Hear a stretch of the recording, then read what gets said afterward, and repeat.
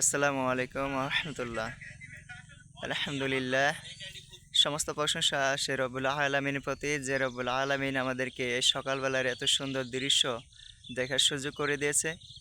সে রব্বুল আলামিনের প্রতি আমরা সবাই শুকরিয়া আদায় করে বলেন আলহামদুলিল্লাহ। দেখছেন সম্মানিত দিনী ভাইরা, কি সুন্দর আল্লাহ পাক একটা নিয়ামত দিয়েছেন, যে আল্লাহ পাক আমাদেরকে এই যে সুন্দর এক যে প্রাকৃতিক দৃশ্য দেখার সুযোগ করে দিয়েছেন, এটা কিন্তু শুকরিয়া আদায় করে আমরা শেষ করতে পারবো না। তারপর আমরা আল্লাহর কাছে হাজার শুকরিয়া আদায় করে বলি আলহামদুলিল্লাহ।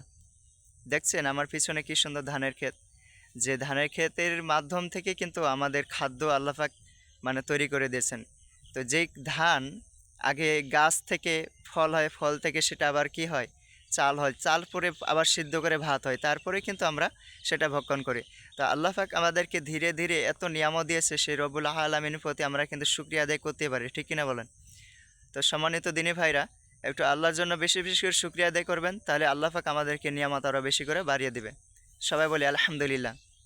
এই দৃশ্যগুলো কিন্তু প্রতিটা মানুষের উপরেই ধরেন যে ভাগ্যে জুটে না। আর আল্লাহ পাক যাদেরকে বেশি ভালোবাসেন, মহব্বত করেন, তাদেরকে শুধু আল্লাহ পাক এই প্রাকৃতিক দৃশ্যগুলো দেখার সুযোগ করে দেন।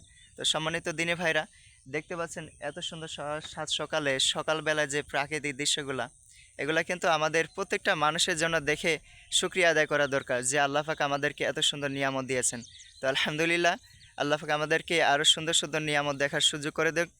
আর এই সফর ভ্রমণটা নির্দেশন দিয়েছেন নবীজি, বলেছেন আল্লাহ বলেছেন যে সফর করো, যত সফর করব ততই আমাদের আল্লাহ পাক কী করবে, জ্ঞান বুদ্ধি বৃদ্ধি করে দেবেন। আর আমরা নতুন নতুন কিছু দেখব, সেটা দেখলে আল্লাহ শুকরিয়া আদায় করাটা আমাদের জন্য আরও সহজ হয়ে যাবে।